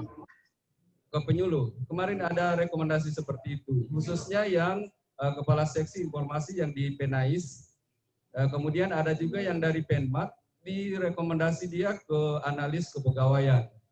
Apakah mereka itu masih bisa lanjut atau mungkin setelah nanti untuk setelah tanggal 31 Desember hak-haknya seperti kami yang dimudahkan tidak berlaku untuk mereka. Karena tadi Ibu jelaskan bahwa setelah 31 Desember itu akan diperketat dan dipersulit bagi pejabat administrasi yang ingin beralih ke JFP tadi. Ya, kemudian yang selanjutnya terkait dengan yang ahli muda golongan 4A, kemudian ahli media golongan 3D. Bagaimana terkait dengan ini? Karena dari segi jabatan juga.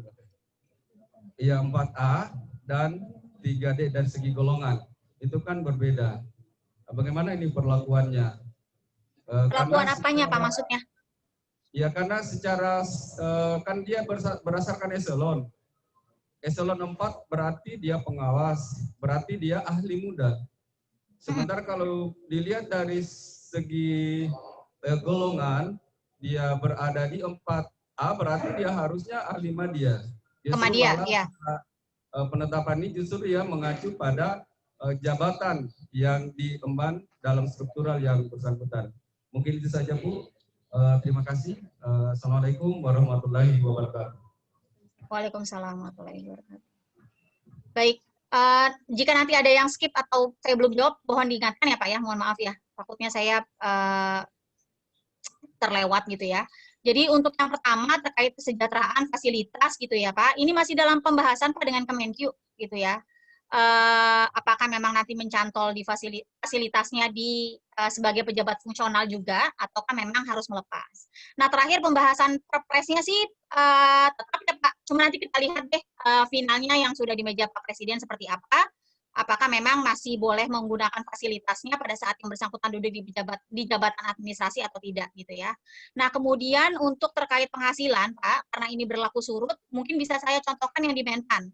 Jadi kalau di Menpan ini dan beberapa instansi Kementerian Pusat lainnya sudah melakukan pelantikan, itu ada Kemendikbud dan PUPR, itu tidak ada masalah Pak dalam pembayaran penghasilannya gitu ya. Jadi take home pay kami itu sama persis tanpa berbeda sepeser pun dengan pada saat kami duduk di jabatan administrasi. Jadi pada saat kami melakukan pembahasan perpresa dengan Kementerian Keuangan, kami sempat sampaikan bahwa ada beberapa jabatan fungsional yang memang lebih tinggi tunjangan fungsionalnya dibandingkan tunjangan jabatan administrasinya. Gitu contohnya mungkin perancang, peneliti, itu kan tinggi ya, tinggi banget tuh tunjangan fungsionalnya. Namun Kementerian Keuangan menolak, Pak. Kementerian Keuangan tidak mau melakukan pembayaran untuk penghasilan yang lebih tinggi gitu ya, karena mereka tidak mau ada pembengkakan anggaran, gitu ya, pembengkakan anggaran, ada beban fiskal yang tinggi karena penyetaraan. Jadi waktu itu kesepakatan dengan Kementerian Keuangan, penghasilan yang dibayarkan bentuknya sama, tidak ada perbedaan sepeser pun, walaupun ternyata tunjangan jabatan fungsional lebih besar dibandingkan tunjangan jabatan administrasinya. Mungkin contohnya saya saja. Tunjangan analis kebijakan itu lebih besar daripada tunjangan jabatan fungsional saya, gitu ya. Namun saya tetap dibayarkan berdasarkan komponen take home pay saya pada saat duduk di jabatan struktural saya, bukan di jabatan fungsional saya. Tidak berbeda satu peser pun, gitu. Kemudian terkait pejabat fungsional yang tidak bisa menandatangani surat, mungkin kalau terkait surat terkait keuangan, kemudian BMN dan lain-lainnya itu mungkin memang nggak bisa, Pak. Tapi saya sendiri sebagai pejabat fungsional, saya masih bisa melakukan paraf untuk surat rekomendasi Menpan, Pak. Karena saya ketua Pokdanya, saya masih punya kewenangan untuk melakukan paraf. Jadi nanti setelah paraf saya sebagai ketua Pokda, baru parafnya Pak Asdep, baru nanti naik ke Pak Deputi, ke Pak Asesmen, baru ke Pak Menteri. Jadi saya sebagai penanggung jawab Pokdanya, saya masih bisa punya kewenangan untuk paraf. Begitu. Kemudian terkait yang tidak disetujui, Pakom itu tadi, saya tuh kurang ingat ya detailnya disetarakan di JF-JF mana, karena tapi gini Pak, yang perlu kami pastikan bahwa pada saat Kemenak atau dari kami menemukan ketidaksesuaian kualifikasi pendidikan, sehingga ada kekhawatiran bahwa pejabat-pejabat administrasi tersebut tidak bisa mengumpulkan angka kredit karena kualifikasi pendidikannya tidak mendukung, gitu ya. Dari Kemenak menyampaikan opsi revisi. Misalkan, kepala bagian sistem informasi, S1-nya pendidikan gitu ya, yang bersangkutan harusnya ke Pakom Ahli Madya. Nah, kami sampaikan ke Kemenak bahwa Pakom Ahli Madya butir kegiatan ini sangat sulit, karena terkait sistem jaringan, ya, membuat sistem itu yang memang harus dilakukan oleh sarjana komputer. Kalau yang non sarjana komputer itu akan kesulitan banget pasti, apalagi sarjana pendidikan, gitu ya Pak. Nah, kami sampaikan waktu itu Kemenak, nah Kemenak mencari solusi tusi-tusi yang juga dipegang oleh pejabat administrasinya namun tidak dominan. Nah, sebagai kabak sistem informasi kan pasti yang dominan terkait sistem informasi mestinya ya Pak ya, mestinya gitu ya. Kalau sesuai SOTK-nya. Nah, Kemenak mencari opsi tusi-tusi yang dipegang juga oleh yang bersangkutan namun tidak dominan. Sehingga bisa diusulkan ke jabatan fungsional lain.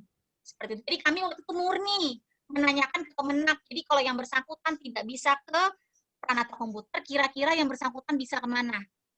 Di unit tersebut yang bersangkutan bisa memegang tusi JF apa sih? Gitu. Nah, dari Kemenak menyampaikan, oh Bu, karena dia duduk di UPT segala macam, dia juga melakukan penyuluhan terkait agama, bisa ke penyuluh agama Bu. Gitu. Oh ya udah, kan yang paling kenal karakteristiknya Kemenak. Kami berikan rekomendasi ke penyuluh agama. Gitu. Nah, ada juga yang menyampaikan bahwa oh ini juga dia tuh megang kepegawaian Bu, ada organisasi tata laksananya juga megang kelembagaan, bisa ke analis kepegawaian. Ya sudah, kami berikan rekomendasi ke analis kepegawaian. Karena kami juga tidak mau Pak memberikan rekomendasi dilantik, kemudian yang bersangkutan nggak bisa mengumpulkan kredit, itu zolim Pak. Kami tetap melihat latar belakang dan kompetensi pegawainya juga sebelum memberikan rekomendasi. Seperti itu. Jadi jika yang bersangkutan, yang tadi saya sudah jelaskan sebelumnya, misalkan awalnya rekomnya ke Prakom, ternyata rekomendasi dari kami ke JF lain, itu tetap bisa diangkat. Bisa diangkat bareng sama Bapak nanti 15 Desember. Nggak ada masalah. Namun ke JF yang sudah kami pilih dan Kemenak pilih untuk pejabat-pejabat administrasi tersebut yang menurut kami lebih sesuai. yang bersangkutan bisa ngumpulin angka kredit juga, nggak ada masalah. Seperti itu. Silakan nanti dilantik dengan rekomendasi Menpan. Karena pada dasarnya semua usulan itu disetujui, Pak. Disetujui, bisa dilantik semua. Kecuali yang udah BUP, atau yang ada beberapa yang waktu itu meninggal, jadi dikeluarkan. Jadi kan pasti udah nggak bisa dilantik ya kalau meninggal. Kemudian sama yang jabatan kosong. Begitu. Jadi pada dasarnya semuanya kami setujui, bisa dilantik ke jabatan fungsional. Silakan. Gitu ya, nanti bisa dilihat kembali rekomnya, kira-kira disetujuinya ke JF apa, begitu. Nah, terkait untuk yang sampai Desember, iya Pak, betul tadi, yang sampai akhir Desember itu akan kami persulit, maksudnya nanti di kebijakan jilid 2-nya Pak, di revisi, di tindak lanjut Permenpan 28, itu akan kami buat lebih sulit. Insya Allah kami targetkan sih tahun depan lah, sekitar bulan Februari lah untuk terbit Permenpan barunya ini untuk yang tindak lanjut Permenpan 28 2019, seperti itu. Izin mungkin ada yang kurang Pak, belum saya jawab. Mohon diingatkan. Yang tentang ahli media dengan Oh iya, baik. Baik, baik. Mungkin sebelum dijawab, itu terkait dengan JFT yang sebelumnya. Sebelum dilantik sebagai Kasubag, dia kan ahli media. Ahli media. Analis kepegawaian ahli media. Setelah setelah keluar hasil penyetaan rekomendasi ke ahli muda. Bagaimana mana yang mau diikuti, ahli medianya atau ahli mudanya? Ya. Ya, sementara dia berada di bidang yang sama, keahlian yang sama. Ya, baik. Jadi gini Pak, sebenarnya terkait karir ya, itu kan hak kita sebagai PNS itu menerima karir yang atau menentukan karir yang paling menguntungkan untuk masa depan kita sebagai PNS gitu, hak kita juga. Nah, namun perlu kita ingat sesuai undang-undang dan PP 11 itu kewenangan PTK juga untuk menentukan pola karirnya kita itu seperti apa, career path-nya seperti itu. Nah, untuk penyetaraan jabatan seperti yang tercantum di dalam Permenpan 28 itu hakikatnya bukan melihat pangkat dan golongan, Pak, namun jabatan. Nah, untuk penyetaraan jabatan mau pangkat dan golongan berapapun saat yang bersangkutan duduk di administrator atau eselon 3, pasti akan keluar rekomendasinya ke ahli media. Nah, untuk pangkat berapapun duduk di eselon 4 atau pengawas, pasti keluar rekomnya ke ahli muda. Nah, bagaimana jika misalkan ada eselon 4 yang harusnya bisa memenuhi pangkatnya untuk ahli media dengan in-passing gitu ya, atau dengan perpindahannya silakan. Jika memang dirasa oleh yang bersangkutan lebih menguntungkan karena yang bersangkutan sudah memenuhi pangkat untuk duduk di ahli media, jadi mau in-passing aja boleh, nggak ada larangan Pak, silahkan.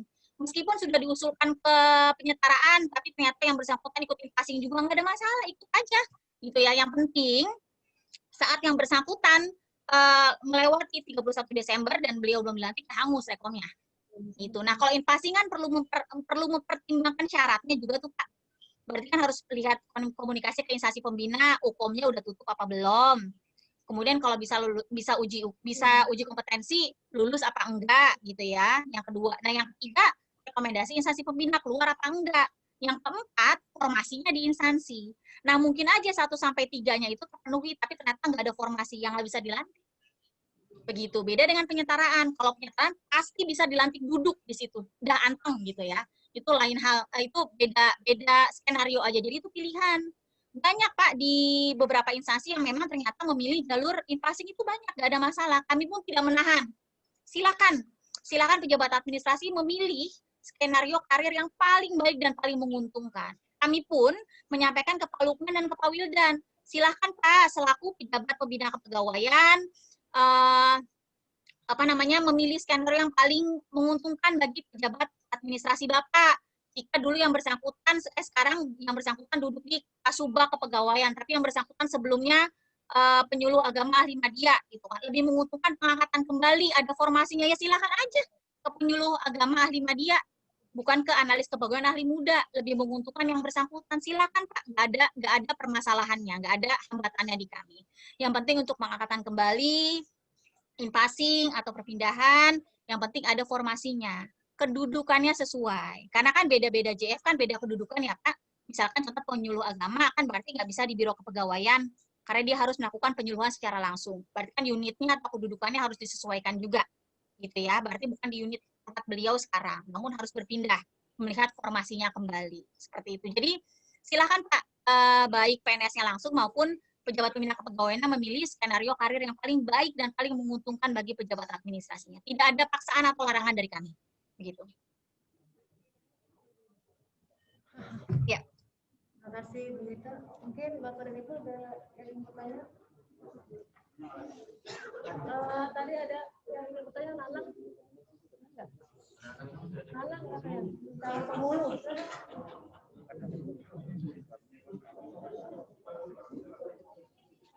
Belum mungkin, Mas.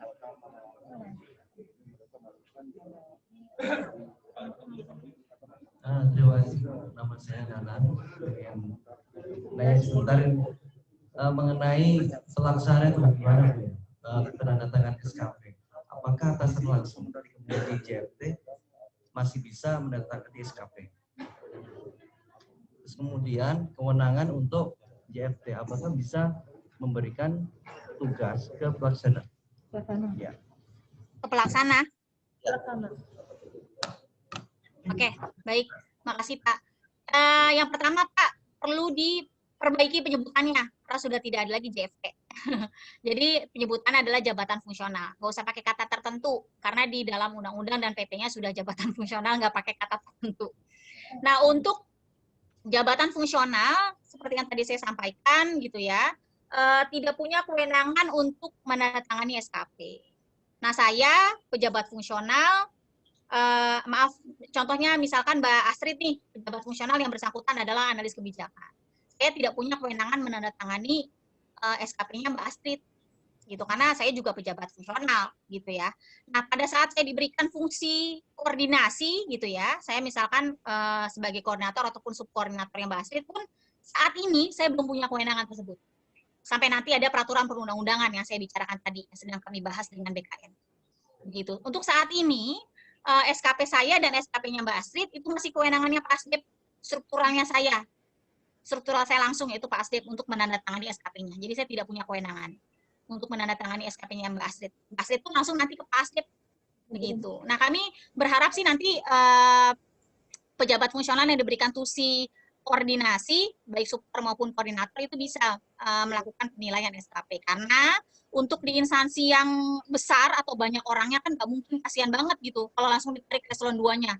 Jadi eselon 2-nya habis waktunya hanya untuk tanda tangan SKP. Gitu ya. Kemudian tadi untuk pejabat fungsional apakah bisa di bawahnya, maksudnya memberi tugas ke pelaksana bisa. Tetapi kalau diberikan fungsi tambahan koordinasi sebagai koordinator maupun subkoordinator.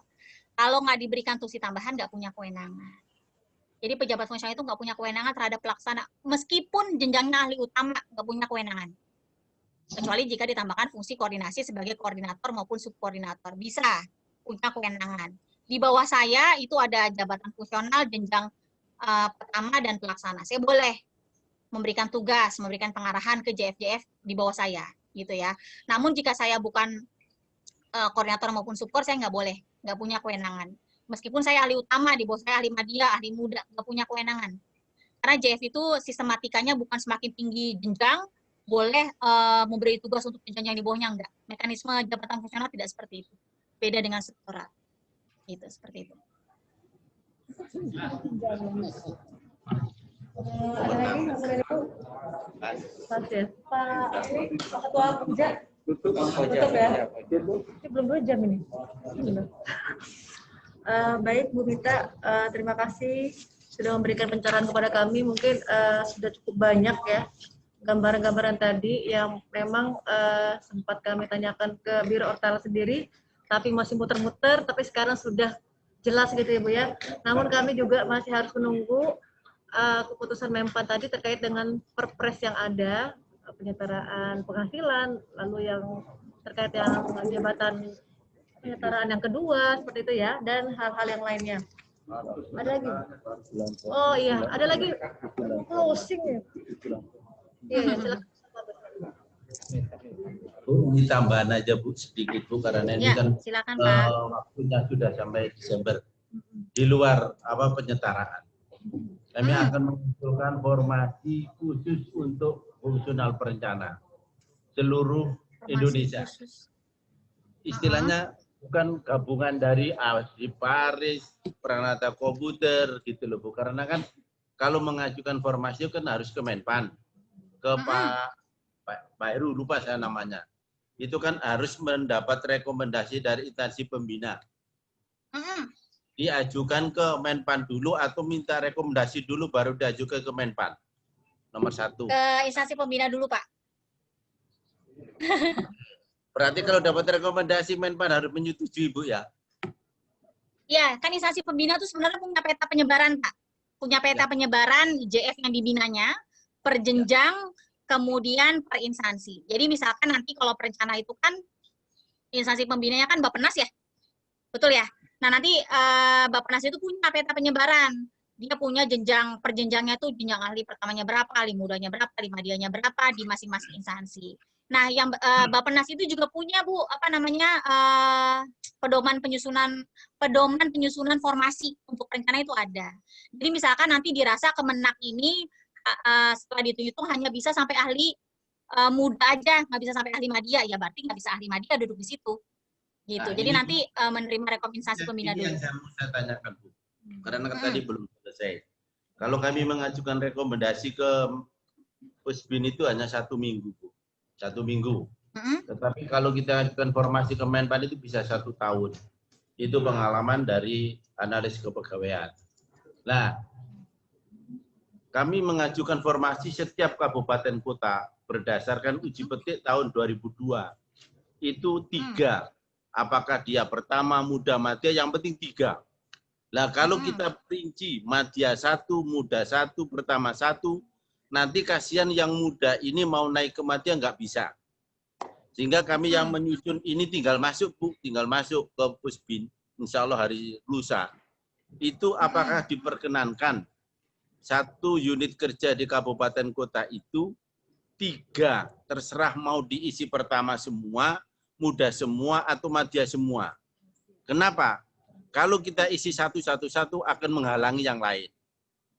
Kemudian ada 1 kabupaten yang madya semua, muda semua, pertama semua. Sehingga kami ngambil yang mudahnya saja 3 orang. Tapi dengan ABK-nya apa itu? Tetap 1.250, sehingga semuanya nanti diisi madya semua, muda semua, pertama semua, nggak masalah. Nggak menyalahi aturan, Bu, ya. Mohon untuk dipercepat, tidak sampai 1 tahun, Bu, ya, seperti analis kepegawaian. Terima kasih sebelumnya. Baik, makasih Pak. Mohon maaf Pak sebelumnya. Saya bisa menjawab, namun perlu saya sampaikan bahwa ini bukan kewenangan saya, karena untuk formasi itu di Asdep Perencanaan dan Pengadaan, gitu ya. Dulu Asdepnya itu Pak Arizal, namun sekarang yang bersangkutan beliau itu sudah ke JF Ali Utama. Jadi sekarang PLT-nya adalah Pak Ari Katmoko untuk Asdep Perencanaan dan Pengadaan. Jadi ini sepemahaman saya aja ya Pak, karena saya dulu pernah di formasi juga. Jadi memang formasi itu 1 tahun Pak, karena periodenya per 1 tahun untuk kebutuhan formasi. Seperti itu. Jadi memang mekanisme waktunya seperti itu. Nah, kalau untuk pengajuan jabatan fungsional tidak bisa gelondongan. Jadi misalkan Bapak mengajukan 3, 3-nya itu 3 itu dirinci. Mau jenjang ahli madianya berapa, ahli mudanya berapa, ahli pertamanya berapa. Memang tidak bisa gelondongan. Tidak bisa perencana 3 pokoknya. Mau nanti isi di jenjang berapa, itu bebas, yang penting 3. Nggak bisa. Kalau untuk pengajuan jabatan fungsional memang harus dirinci per jenjang. Baik untuk usulan ke instansi pembina maupun nanti usulannya ke Menpan. Begitu. Jadi sebelum mengajukan ke Menpan, nanti baiknya langsung dikoordinasikan ke instansi pembina lebih dulu, Pak. Karena memang untuk di jenjang sampai misalkan jenjang ahli madya itu belum tentu bisa diduduki atau bisa ada di semua unit gitu ya. Karena mereka ada rumus perhitungan beban kerjanya sesuai dengan format perhitungan formasi yang ada di dalam masing-masing Permenpan jabatan fungsionalnya. Begitu beban kerjanya. Jadi beda-beda. Seperti itu, Pak. Seandainya Bu persetujuan itu 1 tahun. Padahal ada diklat penjenjangan perencanaan pertama kali itu perpindahan dari tempat lain. Diklat. Di situ ada persyaratan selambat-lambatnya 6 bulan setelah diklat wajib untuk diangkat. Nah, berarti ini kan kalau kita nunggu persetujuan 1 tahun nanti sudah lewat, Bu. Padahal kita punya stok banyak. Kita hanya nunggu formasi itu. Dengar-dengar dari bagian pengadaan itu kalau kita sending ke Menpan bisa cepat selesai. Walaupun nggak bawa apa-apa istilahnya, yang penting saya ketemu Bu Miftah, nanti Bu Miftah saya diantar kemana, kita ngopi dulu umpama, kan bisa Bu. Jika nanti cepet gitu loh Bu, kita ke Pak Aris Sandi atau ke Pak siapa, nanti kan bisa ngobrol Bu. Kalau kita nanti ke sana nggak tahu siapa-siapa kan, yang penting ada ke Bu Miftah dulu, bisa nanti antar saya ke Pak Sandi, dengan nanti kita bisa ngobrol gitu. Nah, jadi biar nanti tidak melanggar ketentuan yang ditetapkan oleh Bappenas 6 bulan itu harus sudah diangkat. Ini ada sekitar 60 orang Bu.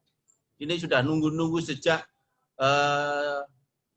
April 2020 itu sudah selesai. April, Mei, Juni, Juli, Agustus, September, November, Desember. Sudah 9 bulan. Berarti sudah melewati 3 bulan. Ini Bu. Makasih Bu. Iya, baik. Terima kasih Pak. Masukannya nanti akan saya coba sampaikan ke Mas Anggi mungkin ya Pak.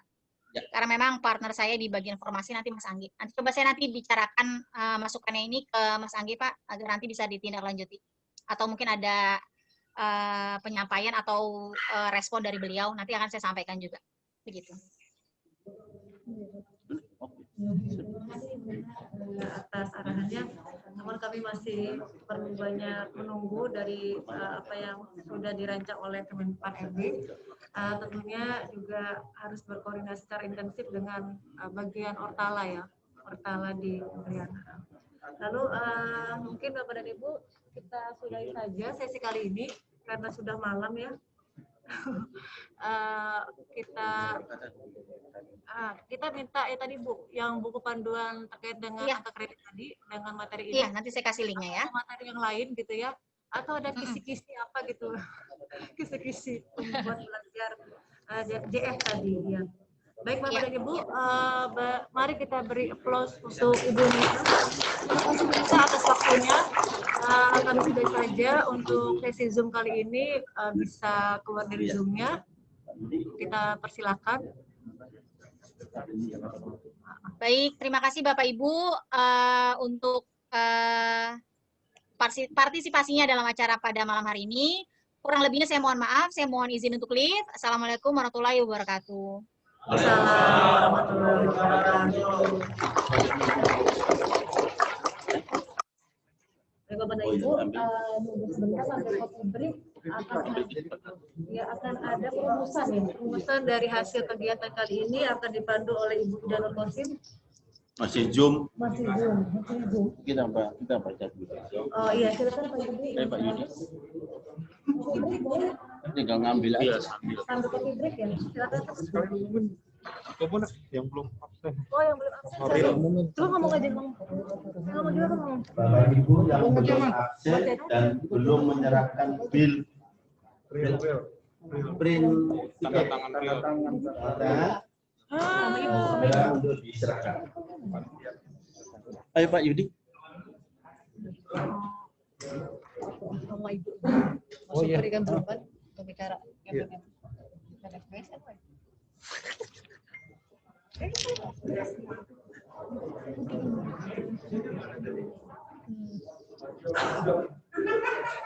Bapak Ibu bisa ngambil snack sambil dibawa ke sini. Ini saya sama Pak Yudi sama Pak Yudi sama Pak Sidum akan membaca kesepakatan kita bersama. Kalau ini belum disepakati, maka